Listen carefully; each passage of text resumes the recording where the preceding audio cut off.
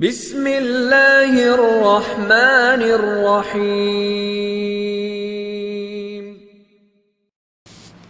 چند ایک چیزیں جلدی جلدی میں آپ کے سامنے بیان کر رہا ہوں، یہ ہمارے لیے جاننا بہت ضروری ہے۔ ہم لیدر کی بیلٹ پہنتے ہیں، جیکٹ لے لیتے ہیں، ہم نے اس معاشرے سے لیے، آیا میں اس میں نماز پڑھ سکتا ہوں؟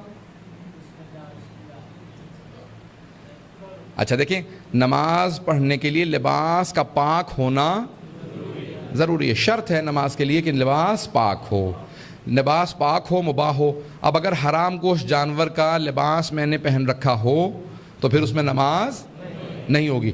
گائے کا گوشت حلال ہے، ایک آدمی نے گائے کی کھال سے یا بھینس کی کھال سے یا گھوڑے کی کھال سے ایک چمڑے کی جیکٹ بنا دی، آیا یہ پاک ہے یا پاک نہیں ہے؟ اگر اس نے ذبح کیا تھا اس جانور کو تو پاک ہے، اور اگر ذبح نہیں کیا تو نجس ہے۔ کیوں؟ کیونکہ مردار نجس ہے۔ پتہ نہیں توجہ ہے یا نہیں ہے؟ عزیزان گرامی، اس لیے مجھے یقین کرنا ضروری ہے کہ یہ اللہ سبحانہ و تعالیٰ نے جو حلال قرار دیا ہے اس کے مطابق ہو۔ تو اب جب تک کہ وہ جانور حلال نہ ہو تب تک میں وہ جیکٹ نہیں پہن سکتا۔ بیلٹ اگر پہن رکھی ہے تو اس کو نماز میں نہیں، اس کو اتار دینا چاہیے۔ توجہ سب لوگوں کی۔ سونے کا، ریشم کا استعمال مردوں کے لیے حرام ہے، سونا اور ریشم دونوں حرام ہے۔ اگر ایک میں نے اینک لے رکھی ہے جس پہ سونے کا پانی پھرا ہے، اس میں نماز ہو جائے گی؟ ہو جائے گی۔ کیوں؟ کیونکہ سونے کی نہیں ہے، سونے کا پانی پھرا ہے۔ اگر سونے کی ہوتی تو پھر نماز نہ ہوتی۔ عزیزان گرامی، بنیادی مسائل ہیں، لیکن اسی طرح سے ریشم کی ٹائی اگر کوئی پہن لیتا ہے، 100% ریشم ہے، اس میں نماز ہو جائے گی؟ نہیں ہوگی۔ کیوں؟ کیونکہ ریشم مردوں پہ حرام ہے، سلک مردوں پہ حرام ہے۔ اگر ریشم کی ٹائی ہے، سلک کی ہے، تو پھر نماز نہیں ہوگی، کیونکہ اس کو کہا جاتا ہے پہن رکھیے ٹائی۔ پہننا جیب میں ہونا اور چیز ہے، پہننا اور چیز ہے۔ رومال جیب میں ہے لیکن ٹائی میں نے پہن رکھی ہے، کہتے ہیں ٹائی پہنی ہوئی ہے، اینک پہنی ہوئی ہے۔ پتہ نہیں توجہ ہے یا نہیں؟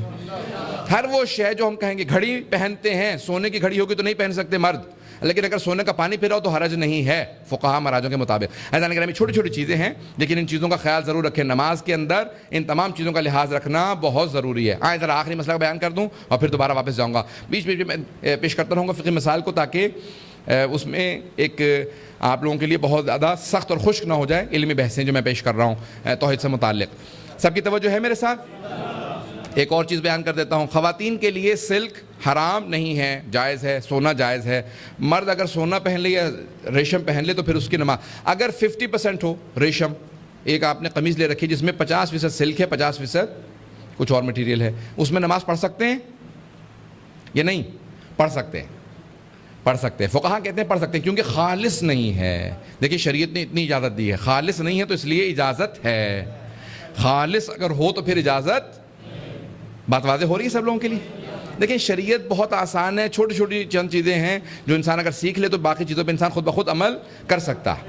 عزیزان گرامی، ایک اور چیز، انگوٹھی اگر سونے کی ہو تو نہیں پہن سکتے، ویسے ہی حرام ہے، گناہ ہے، اور نماز نہیں ہوگی، اس لیے اتار دینا بھی واجب ہے نماز کے دوران۔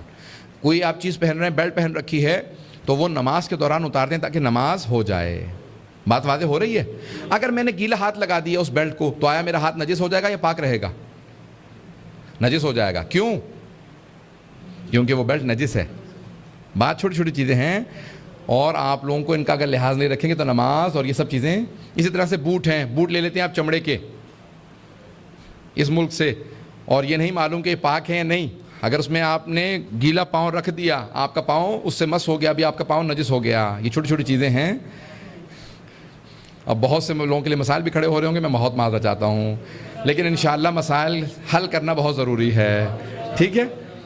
کیونکہ مجھے بہت سے چہرے نوجوانوں کے بیچارے پریشان ہوتے بھی نظر آ رہے ہیں کہ بھی کون سی بھی چیزیں۔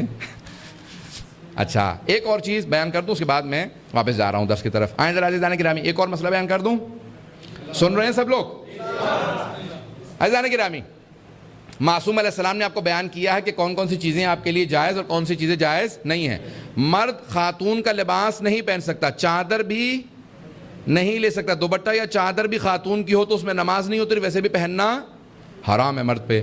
وہ جوتے جو خواتین پہنتی ہیں مرد نہیں پہن سکتے، جو مرد پہنتے ہیں وہ خواتین نہیں پہن سکتی، سوائے ایسے بہت سے ہوتے ہیں جس کو کہتے ہیں انگلش میں کہتے ہیں یونیسیکس، یعنی دونوں پہن سکتے ہیں۔ چپل ہوتے ہیں، دمپائی ہوتی ہے، ایسے ہوتی ہے نا چیزیں، یہ تولیہ ہے یا اور کوئی چیز ہے جو دونوں استعمال کر سکتے ہیں۔ ان چیزوں میں فقہا کہتے ہیں حرج نہیں ہے، لیکن وہ تمام چیزیں جو خواتین کے لیے بنائی گئی ہیں مرد استعمال نہیں کر سکتے، پہن نہیں سکتے، اور جو مردوں کے لیے بنائی گئی ہیں وہ خواتین نہیں پہن سکتی۔ آخری زمانے کے اندر مرد عورتوں کی شبیہ بنیں گے، عورتیں مردوں کی شبیہ بنیں گی، ایک دوسرے کا لباس پہننا جائز۔